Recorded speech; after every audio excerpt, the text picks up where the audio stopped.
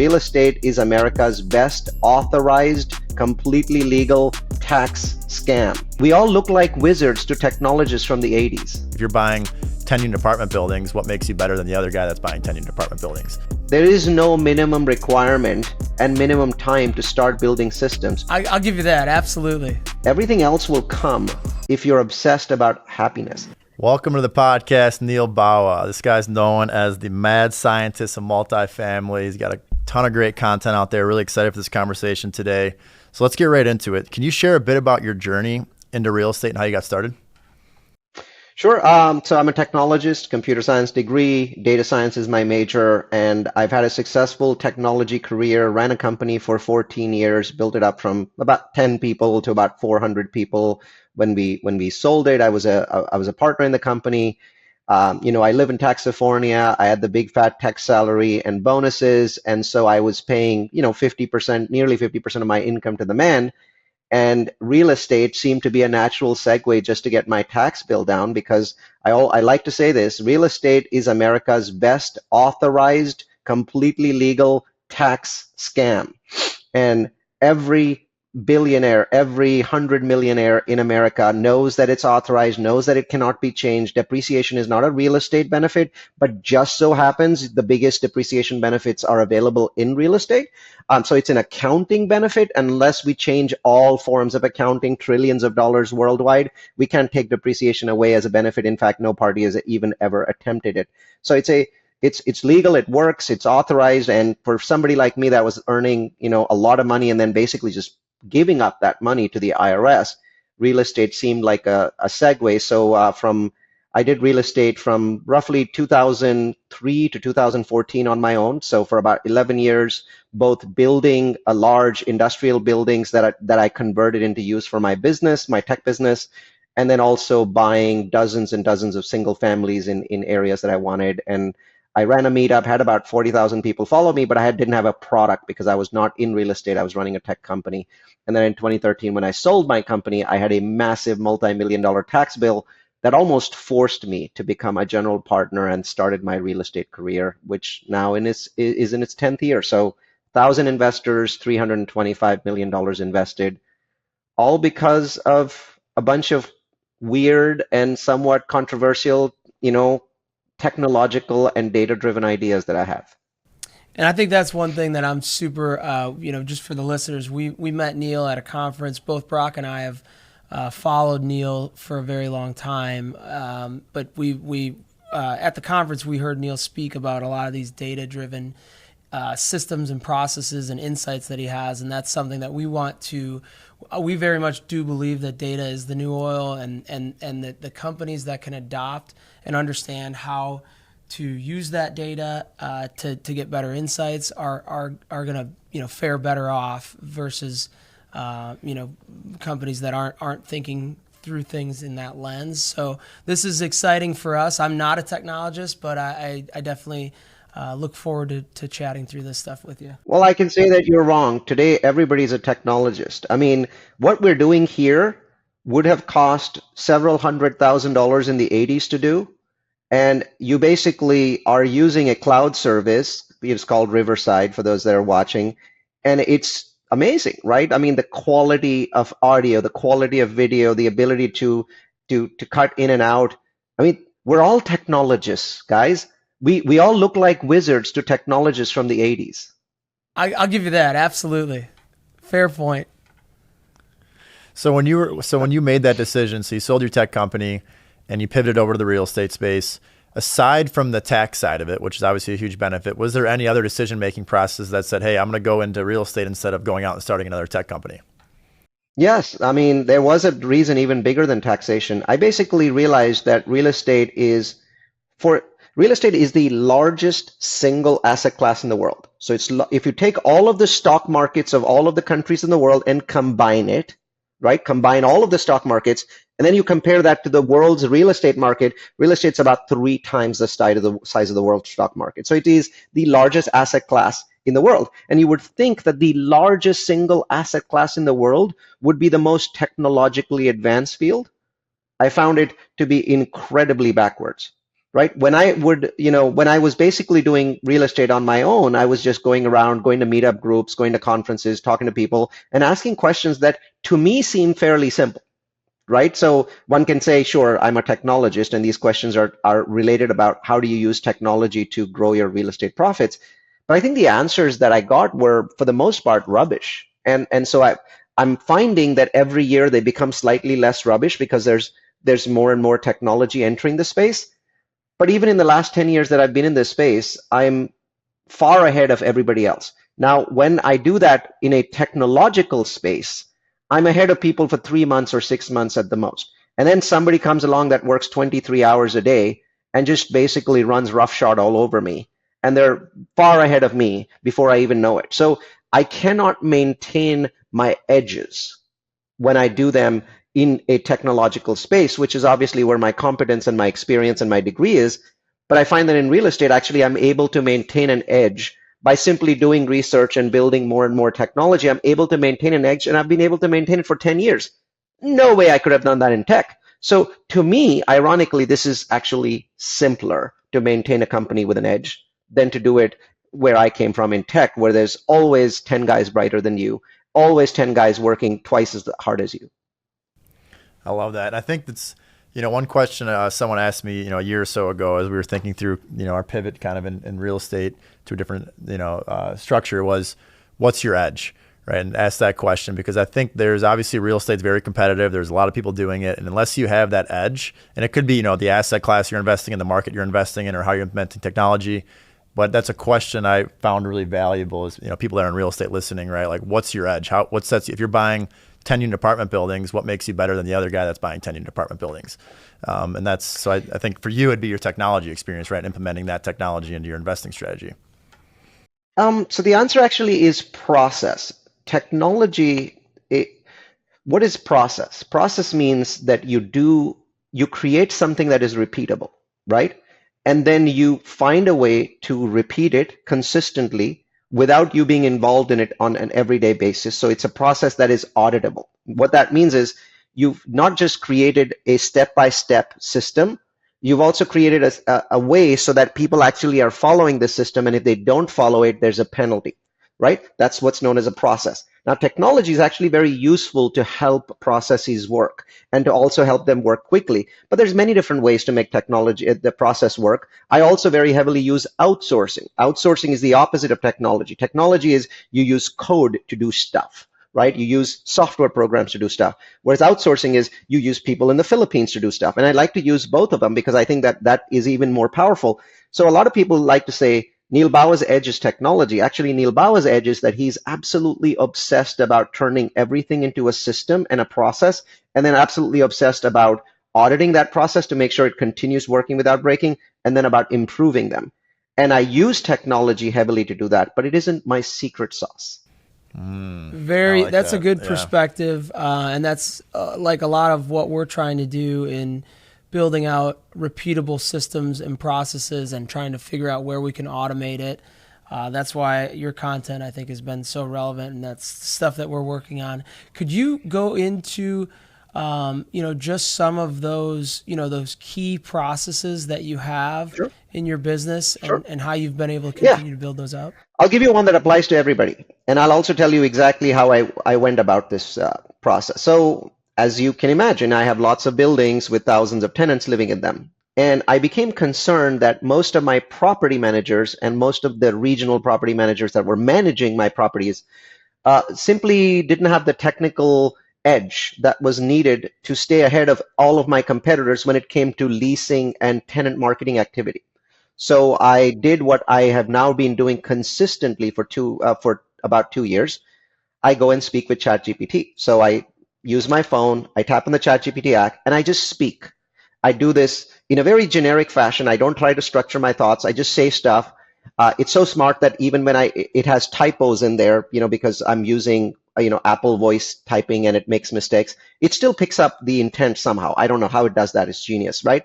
And I'm speaking for, call it 10 or 15 minutes. So I'm now going to give you a 60-second abbreviated version of what I said to my phone to get this system and processes started that I think everyone in the US should do, right? So I'm like, I talk to ChatGPT and I say, hey, I'm not comfortable with the technical competency of these people that are at my properties, and so I'd like to run an audit. And for the purposes of this audit, what I want to do is I want to hire a tenant marketing expert. I don't want to hire a real estate marketing expert. I want to hire a tenant marketing expert. And to do that, we are going to put something on LinkedIn. And then I went on and spent 1 minute describing what a tenant marketing expert knows how to do. For example, they know all the different search engines. They know which ones are better. They know how to get the most number of ads from them. They know what kind of ads get the maximum number of clicks. They know what kind of pictures get the maximum number of clicks, right? So they know all of this. So I'm describing it and probably going on for minutes, but here I'm giving you the short version, describing this person. And then I basically say, I want you to structure all of this stuff. The people that are going to be involved is my chief operations officer, my project manager who's in Pakistan, Afzal, is going to run this project. Kay is my recruiter, so she's going to recruit these people, and I'm the executive sponsor. Then I say stuff like, well, the kickoff is going to be on July 12th, where we'll sit down for 45 minutes and we'll review this document that ChatGPT is putting together, because this is not going to turn into a 10-page document because I'm talking and talking and talking and talking for 10 minutes, right? It's going to structure it all into sections and subsections and phase 1 and phase 2 and phase 3, because as I'm going, I'm saying phase 1 should be this, phase 2 should be this. These 4 properties are more key, so that's phase 1. These properties are well run or are over 95%, so they're going to be phase 2, blah, blah, blah, blah, blah, blah. I'm going on and on and on and on and on. I'm completely unstructured, just talking to this software, and they're just throwing names of people in, throwing ideas about when the date should be, should there be a weekly checkpoint or a monthly checkpoint, blah, blah, blah, blah, blah. When I'm done, I say, hey, ChatGPT, can you please structure my thoughts? Make sure that you use phases, make sure that you use subsections, you define the team at the very beginning, and give me a definition of the task at the beginning so everyone understands what it is, and at the end, show a conclusion of what it is that we're trying to achieve and in how much time. And by the way, as long as you're doing this, could you please convert it into Microsoft Word? It takes about 1 minute from the time that I've finished for ChatGPT to deliver a Word document. I open it, I make edits, I then go into my email, I attach the document, I put Afzal, my project manager, as the only person on top, and then one of my secret sauces is I put in assigned to Neal in the CC field. When I put in assigned to Neal in CC field, that email address converts this into a task in my project management software, Asana. Asana is my project management software, and by CCing it, not only does it convert it into a task, it takes the subject line, that becomes a title, it attaches the file that I'm putting in there, the file that ChatGPT created, and it puts Afzal as the person that the task is assigned to, because Afzal's a project manager. Now in the CC field, I put in all the other people, my COO, my recruiter, all of the other people that are in this particular project, and I basically, in the subject line, of course, is that whatever I want the title in Asana to be. So in this case, hire a tenant marketing expert to audit my properties is what's in the subject line. And then in the text it is, please read this. Afzal, please note it has an immediate action item for you, which basically is to schedule the launch meeting, which would happen later that day, right? And that's it. I go into the launch meeting because Afzal's already organized it. I sit down there, I walk through the document, I answer a bunch of questions for people, and then I basically turn it over to Afzal, who turns it into 40 or 50 or 100 tasks that are in Asana. And we have a conversation on what are the dates for this? Well, we need to finish the recruiting of this person by a week. We need to get the LinkedIn post up, which, by the way, has been provided by ChatGPT. So the bottom of this document, I say, hey, can you give me a LinkedIn post for what it is that I'm trying to do? Contract person, hiring $40 an hour or $60 an hour, whatever it is. So the very first task that we do is we post this person, this tenant marketing expert, on LinkedIn. And immediately we'll start getting people. Vast majority of the people that we get are not tenant marketing experts. Maybe they're leasing agents or whatever. So we ignore their resumes and we find the person that has worked and has actually built tenant marketing systems for large companies. Maybe they work for a property manager that's managing 50,000 units. And so they do it on a full-time basis. And now they want to earn something on the side, right? This is just an example. Yes. Right? Yeah. But I don't want you to pay any attention to my example. I want you to pay attention to my process, right? So this entire process that I just described takes from the time I get the idea to the time when it has passed on to other people who know how to do their job is roughly 15 minutes. Now, of course, I still have to go to the 45-minute kickoff meeting, but I don't go to any other meetings because my chief operations officer's job is to run the company. It is my job to strategically move the company forward. It's her job to run the company. So I'm not going to be in any meetings except the kickoff. I'm going to answer questions in the kickoff. And then because I've already told people how often the touch base meetings would be, Afzal's going to set up those meetings. Anna's going to drive those meetings. She's my COO. And this stuff will get done. It may get done a month later than I wanted it to, but the fact is I only spent 20 minutes plus 45 minutes in a kickoff meeting, and an expert, marketing expert, is now going to spend months beating up my property managers and my regional property managers saying, do you realize that you're not running these ads? Do you realize that this lead has come in 3 days ago and nobody has called this person? Do you realize that we require you to text 3 times and call 3 times within the first 24 hours and you're failing 100% of the time? All of this stuff happens because I talked for 10 minutes into ChatGPT. Because I'm saying things like that. I'm saying that our requirement for properties is 3 text messages within 48 hours, 3 phone calls within 48 hours. You, as the marketing expert, will go and audit it. You will look in Appfolio. You will look in Yardi, RealPage, whatever it is, and you will tell me what percentage of the time is this property failing. And by the way, you will come back and reconduct that audit 30 days later to see if there's improvement at this property. I love that example, and I think it's really highlights, setting up the process for time saving, right? I think that could take, if you did it manually, might take you 5 hours, right? And if you have to do that process once a month and you're doing it manually, that's 5 hours a month. You take the time to set up that process. Now it's 15 minutes a month. And it's just, you implement across your entire business. Exactly. It allows you to scale so much quicker. Like you were saying, don't pay attention to the end goal of hiring a tenant marketing rep. You're doing this sort of same process for, I presume, finding deals, raising capital, whatever it is that you think can strategically move the business forward. It's just the idea of the day, right? The key is there is a system and a process. Everyone knows that when I issue these kinds of orders, they come in a specific format from ChatGPT. And by the way, because we have a paid account of ChatGPT, we've uploaded all the information about our company into ChatGPT's memory. This is a feature of ChatGPT. So it knows who we are. It knows who I am. So it knows that I'm the CEO of the company. It knows my name. So I don't, it doesn't misspell my name because it knows it. It's in the memory.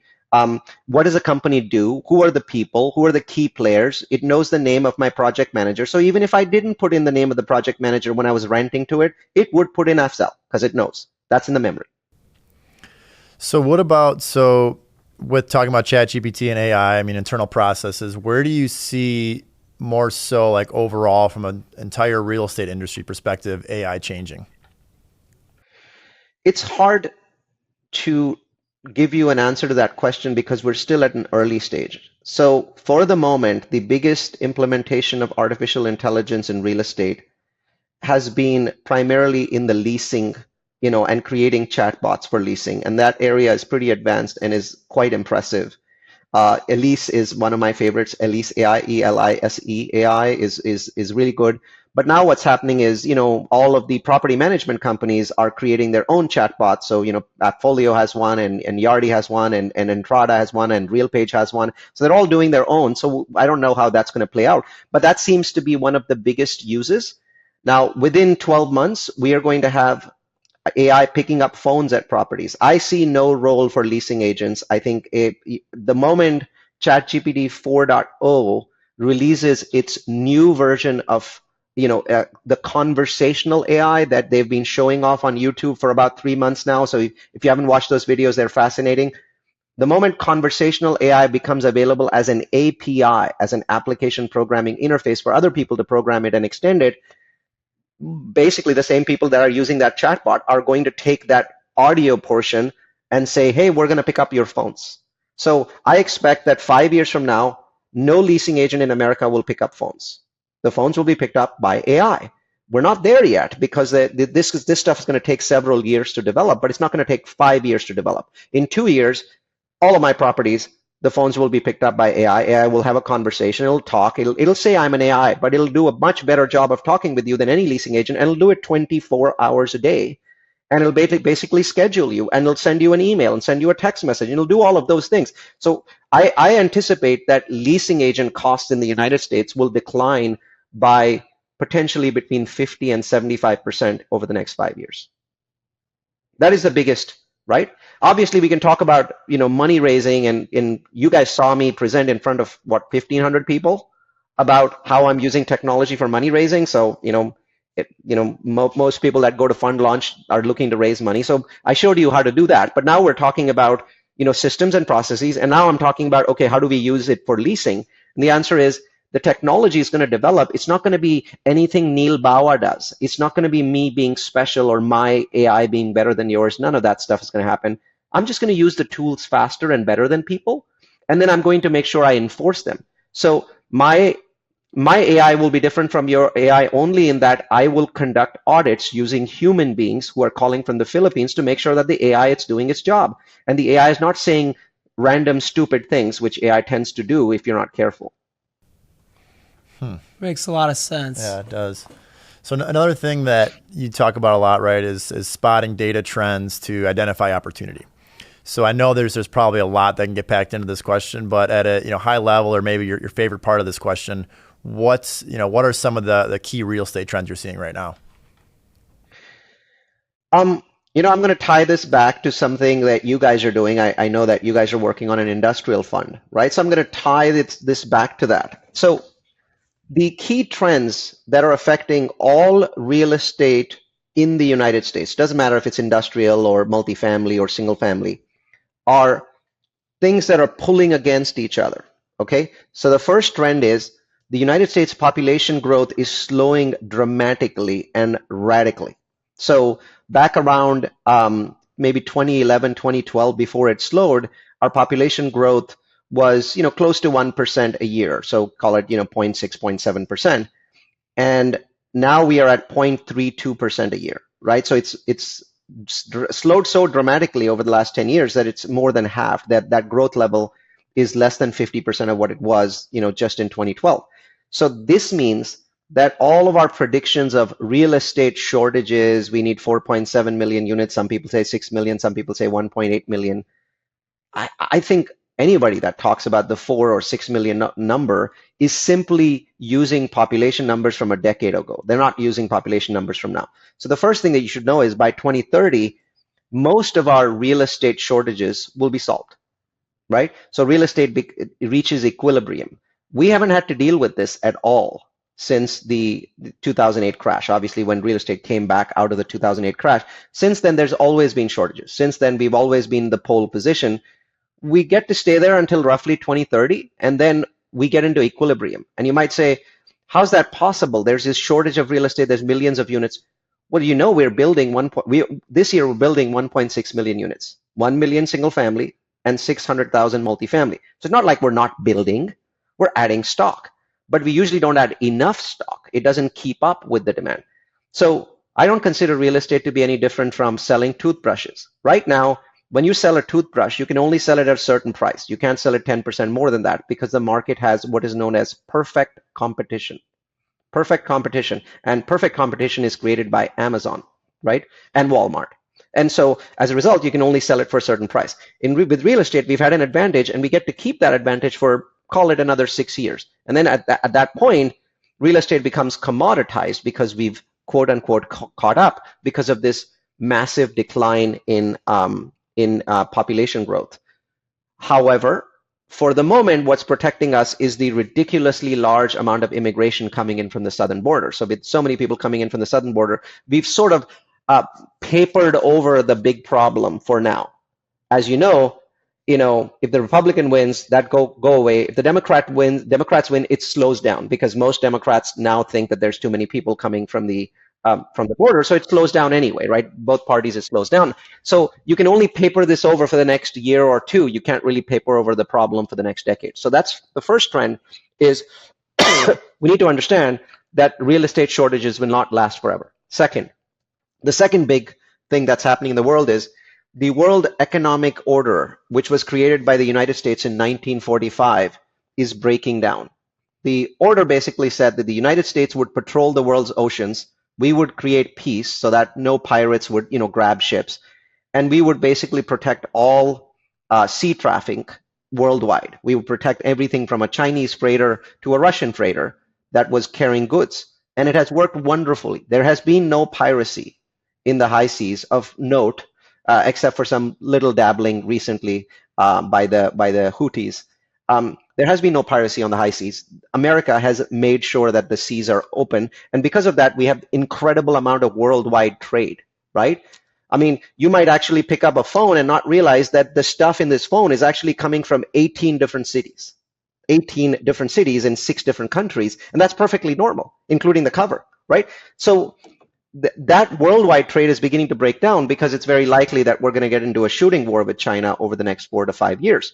Now, as a result, and here's where Brock is going to be happy, as a result, we are going to see a change in the way we build stuff in the world. And it's going to come through a series of shocks. So obviously COVID was a shock to the world system. We're going to see other supply shocks, and they're going to come in the next 5 to 10 years.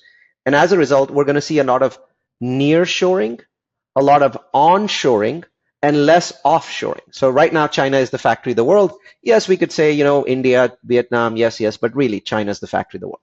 And that just is not going to continue. It's already beginning to reverse. The percentage of world goods made in China is reducing every year already. So it's been reducing since 2015. 2015 was a peak where China was really the world's factory, and now every year that number goes down a little bit in terms of percentage, but it needs to go down a heck of a lot more. So what needs to happen and what is going to happen is we are going to need to bring manufacturing back. And when we say that, it doesn't mean that all of it comes back to, let's say, Ohio or the Midwest. The Midwest is the best positioned for it to come back because there's a lot of industrial space, a lot of infrastructure, a lot of power. It's already set up for it. But actually, the vast majority of nearshoring will not come to the United States. It will go to Mexico. Why?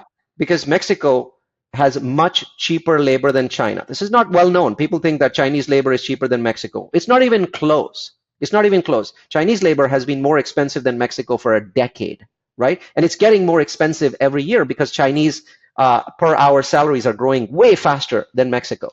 So Mexico becomes our biggest strategic partner. We are going to need massive amounts of warehousing space because of this nearshoring and onshoring and because of AI. Just because of artificial intelligence, we're going to need warehouses in the 100 million square feet range just in the next 3 years, right? Because AI is the most important technological development in the history of mankind, right? Nothing that we've done so far comes close to what AI is going to do. And we're going to need massive amounts of electricity and massive amounts of warehouse spaces to put in hundreds of millions of servers. That space doesn't exist. So industrial is really a good play, especially in the Midwest where industrial space is pretty cheap. The other area where I think industrial is going to be phenomenal is going to be the freeway that runs between the city of San Antonio and the Mexican city of Monterrey. Okay? So there's only one way to get stuff from Mexico to the United States, one big freeway, right? And it runs from the city of Monterrey, which is sort of their manufacturing hub. So you can call it their Ohio if you want to call it that. And then San Antonio, which is not in any way special except for the fact the freeway runs to it, right? So now you have this 300-mile or maybe 400-mile stretch of freeway. And on the San Antonio side, right, maybe 10, 20, 30 miles from the city, we're going to need an absolute gargantuan shit ton of industrial warehousing, right? Because the Mexicans already built their stuff. But because of the way the Mexican system works, we still have to take a bunch of their stuff and do stuff with it on our side for tariff reasons, taxation reasons, and a bunch of other technology reasons. There's just some stuff that Mexico doesn't do well that we have to do on our side. Well, with really only one freeway, there is a second freeway, by the way, but the infrastructure is not there, right? So that's sort of from the Houston side going down into Mexico. But the one from the San Antonio side is where all the traffic is. I think the freeway is called 34. And that freeway goes through the border and goes to the city of Monterrey. That area, the industrial development that area will see in the next 10 years, it just boggles the mind. Entire cities will be created along that freeway. What I'd love to have you on my investor calls with me. Well, you can use this clip. I give you rights to use this clip on your investor calls. Thank you very much. Hey, where do you do a lot of your research on? And I would say this: we talk about this. It's in our fund thesis: the onshoring, nearshoring, reshoring movement, the supply chain disruptions. A lot of this, we're not as deep on the research, but I want to genuinely want to sit and study this even more. I mean, this is something that we've been kind of feeling. We sort of stumbled into industrial, and then the more that we looked into it, the more that we realized like this feels like a really good spot to be in right now for us in our business, in our market. It's not to say I don't love multifamily. We have multifamily. We've got some self-storage, but what we've kind of really focused in on industrial going forward. So where do you get all of your information from? Well, when you're trying to develop a thesis, you first need to figure out the person that's done much more research than you. So in this case, my thesis around the change in the world order, which also obviously leads to the industrial piece, comes from a guy named Peter Zeihan. That's Peter, Zeihan. Peter is absolutely brilliant, and he releases a video every day, 365 days a year, talking about the world geopolitical order. And one of the key things that he talks about is the breakdown of the world order and the nearshoring, onshoring that is necessary as the world order changes. In case anyone watching is getting anxious, just so you know, the United States comes out incredibly strong on the other side of this in about 20 years. Insanely strong, absolutely shockingly strong. And in case you want to know what that means, go watch Peter Zeihan's YouTube channel or read the book that he just published. So one of the most brilliant people in the world is Peter Zeihan.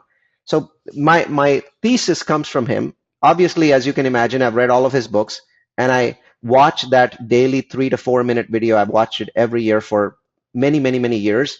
And that gives me a massive amount of information. But then you basically take his thesis and you say, okay, if he says Mexico, you can ask ChatGPT, where does Mexico make its stuff? Which cities on the Mexican side are growing the most? And the answer is Monterrey. I mean, Monterrey is by far the big leader. And then you just look it up on a map and you say, so if I wanted to get stuff from Monterrey and I wanted to get it to the United States, how many different choices do I have? Well, there's only one freeway, right? So it has to all come along that freeway. So I think, so you take a thesis and then you ask a bunch of questions and then you figure out the answers to those questions. This can be applied to pretty much anything. I'm just giving you the industrial example because you guys are interested in industrial. So you mentioned the year 2030 a few times. Why is that year so important? Like what's changed in that year? Well, firstly, our growth rates, if they continue to slow that's the point at which our millennials would have basically produced most of the babies that they're going to produce. So beyond 2030, the United States just is going to produce a lot less babies, a lot less kids. It's already producing less kids, but actually for tenant purposes, we want those kids to be not a baby, but we want them to be 10, 15, 16 years old, so they need their own room, right? Because the more rooms that are needed, the more units you need. So bottom line is that as we look at the change in the world order, which will happen over the next 6 to 7 years, and there's many good things that are part of this change of the world order, many bad things, definitely significant supply chain disruptions which may happen more than once. So one time it's going to be whenever the United States faces off against China over Taiwan, which is inevitable, but also could be other events similar to COVID that disrupts supply chains. So 2030 just seems to be a number that a lot of smart people have come up with, not me. And so I just use that date. Okay.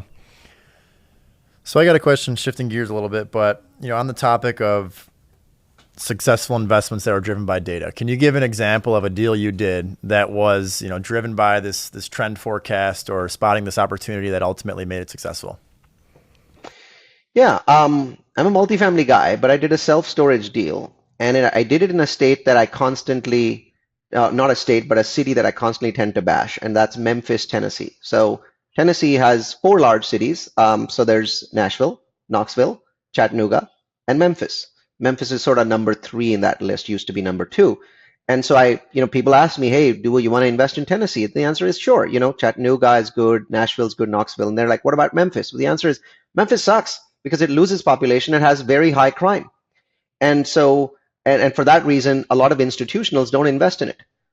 I'm not interested in buying a multifamily property in Memphis, but that doesn't make me blind to the opportunity that population reduction sometimes creates. So if there's population reduction, a bunch of people just simply won't invest.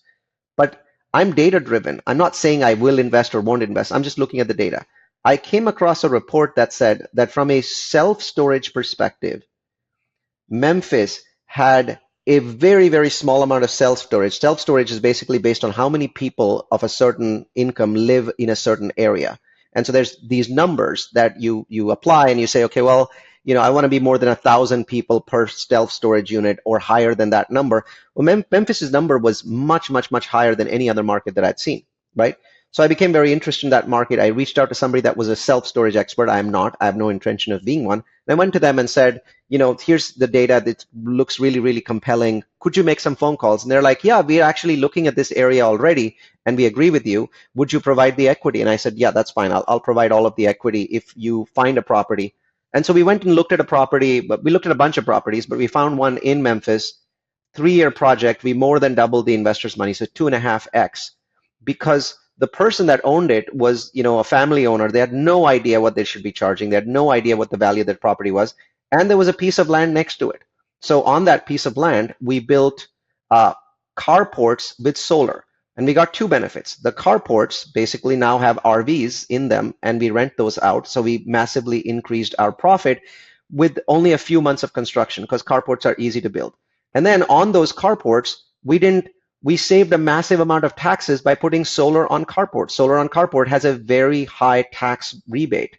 So you build a carport, you stick solar on top of it, and then you use the solar for EV charging on the carports. So now we have both EVs and RVs parked there. We're charging 44 cents a kilowatt hour, where our cost of generation is 6 cents a kilowatt hour. We're getting massive tax rebates because we installed solar. And the carports were quick to install on land that was already sitting there that came for free with the property. Boom. Boom. Data. That is a home run. It's definition of a home run. Yeah.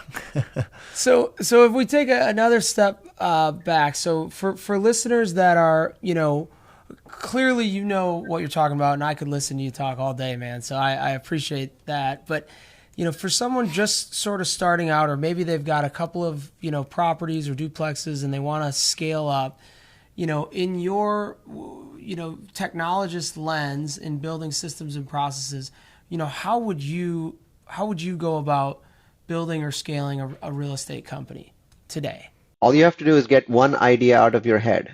And that idea is pervasive, it's toxic, and it's completely untrue.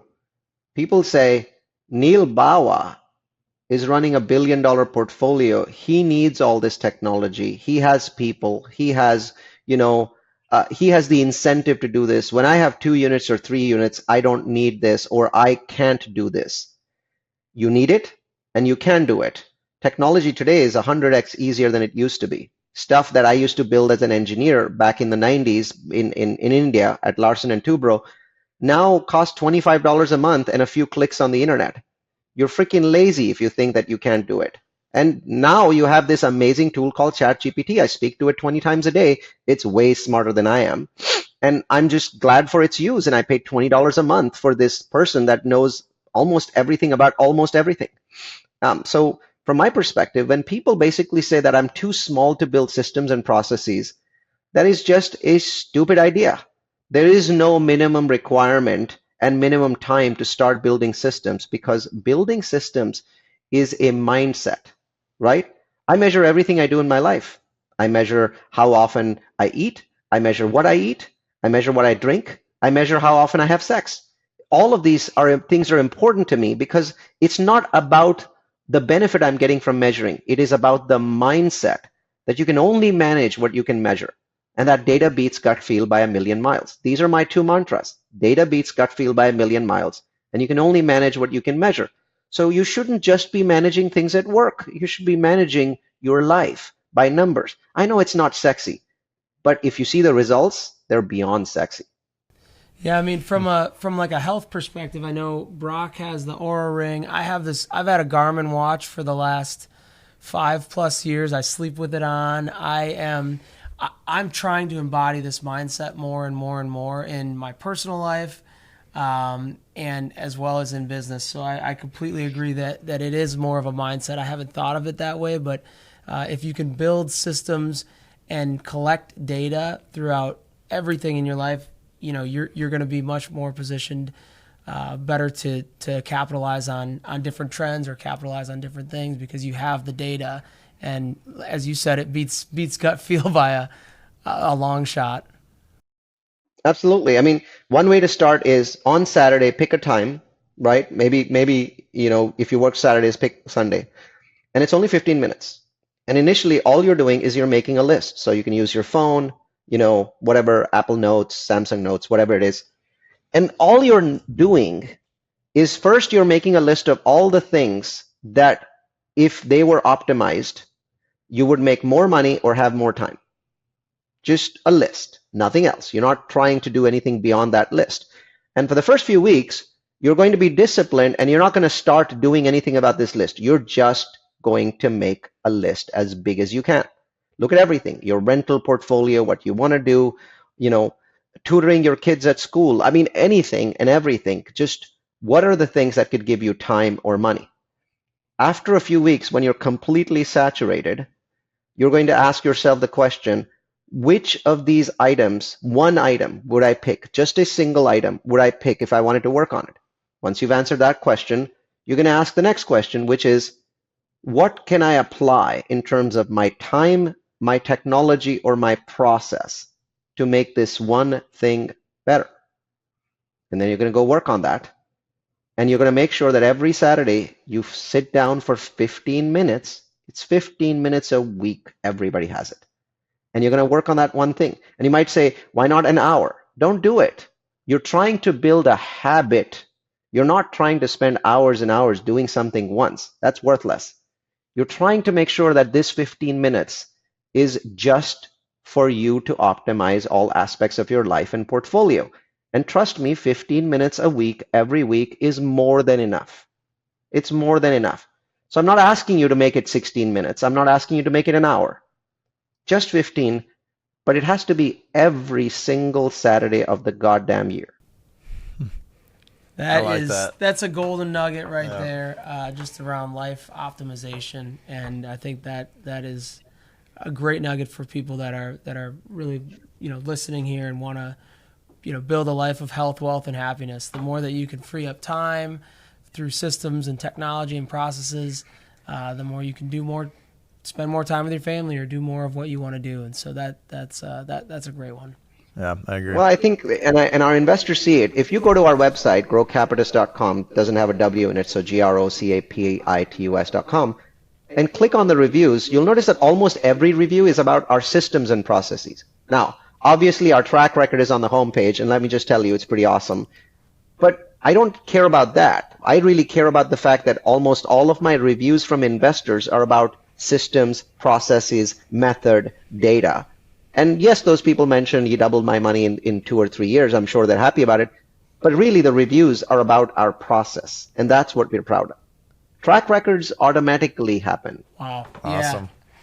Yeah. So before we head in, we have a couple of kind of rounding questions at the end. Before we head into that, I'd like to know what is, let's use the next 5 years. What does the next 5 years look like for you? What are you most excited about? What are you pursuing? What does that look like for you? So, irrespective of what I mentioned to you for real estate in terms of shortages, the United States is going to face an enormous, enormous shortage of many different kinds of real estate, right? And I mentioned industrial, so you know about that already. I think it is impossible for us to now build cheap single-family homes in America. Very few people build starter homes because there's no profit. Everyone builds for the mid-market, and fine, you can continue serving the mid-market. That's good. That's a worthy goal too. But what about the people making 60 to 85K in America? If you're earning 60 to 85K, when you look at the mortgage, you can't qualify for any starter home in any state in America, maybe some part of Detroit. But other than that, you're screwed. You just cannot buy. So since COVID, home prices are up 44%, mortgages have doubled. So the average mortgage payment is up 111%, incomes are up 19%. Effectively, we've marooned 20 million American families that can never buy a home. They can never buy a home. So I'm asking myself, and I've been asking myself this before COVID, and so my timing was great. I basically said, what happens? Back then it was 8 million families. Since COVID, it's now the numbers moved up to 20 million families. What happens to these people? They have good incomes, 60 to 85K, which may not be a lot of money in San Francisco, but it is a lot of money in many parts of the US. What can I give them that's more than an apartment? Because the standard answer is let them go live in old apartments. My question was, can I give them something better? And I was obsessed with that idea. It took me years. I even built an entire community just to try out my ideas. And the answer is yes. I can build brand new 9-foot ceiling townhomes. You know, apartments have 8-foot ceilings, right? 9 foot is much better. With granite countertops, 3 bedrooms for $1,800 a month in rent. That's $22,000 a year, which means that if your income is 66 grand, 1/3 of that is 22,000, you can afford it, right? The catch, of course, is where can I build these where they can still be very profitable with $1,800 a month in rent? And the answer is out of 1,016 cities and 323 metros, the math only works in 6 places. 6 out of 1,016. Because in every other place, either the construction costs are too high, or the land is too expensive, or the property taxes are too high, or the insurance is too high, or something else is too high. Labor cost, right? So only in 6 cities, my data shows the math works. And so what I decided to do was to invite my investors, 346 of them, into a mission. And this is a decade-long mission. We call it Mission 10K, mission10k.com. It's fascinating, and you should check it out at mission10k.com. And the mission is to build 10,000 rental townhomes. They're only for rent. We don't sell them. 10,000 rental townhomes in certain very specific markets with low property taxes, low insurance, low cost of land, and low construction cost. And I've basically spent 2 years figuring these things out for every city in the United States. And I'm now building Mission 10K properties all across the US. That's my mission. That's what I'm going to be doing for the next 10 years. That's I love that. fantastic. And it's, I mean, mission10k.org. And by the way, they're insanely profitable because everything's in-house. Architects work for me. I don't pay $200,000 per property. I pay $11,000, right? The entitlement guy works for me. The zoning guy works for me. Because I had 347 investors and $50 million of their money, I was able to basically build the entire infrastructure in-house. So I'm not paying third-party folks at all. And as soon as they're built, guess who's going to be property managing? Right? Vertically integrated top to bottom with one simple goal. Only build things that people between 60 and 85 can afford. Walk away from everything else. And that's something that derives straight from the data. I mean, that's you're practicing. I was even shocked that there's 6 places in America that I can do it, right? I was like, I think the answer to this whole 2-year-long crusade is going to be that no place in America exists. Luckily, that's not true. Raleigh, North Carolina has low cost of land, a very educated workforce, so the incomes are high enough. Property taxes are low, insurance is low. Cost of construction is only about $137 per square foot. In Texas, it's $180 a square foot, right? In Florida, the cost of insurance means you can't do it anyway. Nevada, Reno, all of these things are phenomenal. So out of 4,400 pieces of land that we processed in the last year, we have 7 in contract, and all of them are over 20% IRR net to investor, over 2x equity multiple. Huge. Wow. Okay. That is that's a great nugget there too. I think more people got to be looking at the data and doing the stuff that you're doing, the legwork up front, because that's how you find opportunities. So this has been great. We talked through systems and processes, building out a tenant, using ChatGPT to build out a tenant marketing expert, hire someone like that can do that. And then also finding deals. And we've listened to you talk about raising capital that way too, which is a great practice that you've built as well. So I think to wrap out, we have three quick questions, and we'll do just a quick 1-sentence response to each one. The first one is, because the whole premise of our podcast is wealth, health, and happiness. Right, so we want to give people. Can you say that again? My phone rang. Say that again. The whole premise of our podcast is wealth, health, and happiness, right? So these 3 questions are around that. So the first one is, what's your 1 tip for wealth? For wealth or health? Wealth. Well, I've been giving it to you throughout this podcast. There we go. Got that. 1 tip for health. Eat sauerkraut. It will clean up your stomach in a way that you'll never have a dozen problems. I eat 1 tablespoon of sauerkraut twice a day. It's a wonder food. Love it. And then one tip for happiness. Um, be very obsessed with happiness itself. Don't be obsessed with anything else in your life. Everything else will come if you're obsessed about happiness. I'm very obsessed with my happiness level. I love Boom. that. That's awesome. All right. Well, Neal, this was a great podcast. I appreciate you having on, and good luck. Thank you so much, Neal. And that's the pod with Neal Bawa. I thought that was a great conversation. I mean, every time I've been listening to Neal for years. We saw him speak at a conference last year. I mean, I've just learned so much through following his stuff. I mean, his approach to real estate investing is definitely not traditional. And I think his, really, obviously we talked Very about innovative. data a lot, and just looking at the data has inspired me to go out and do more research on different market trends within data. So I hope you got some value out of this. Do check out his, he's got his website, growcapitalist.com, and then mission10k.org. I got to check that one out. I mean, it sounds very interesting. And he's got a ton of great other educational content out there. So if you found value out of this, please share it with a friend, hit that like button, What and else? most importantly, Smash the like smash button. it or just tap it either way, and subscribe. Thanks. See you on the next episode.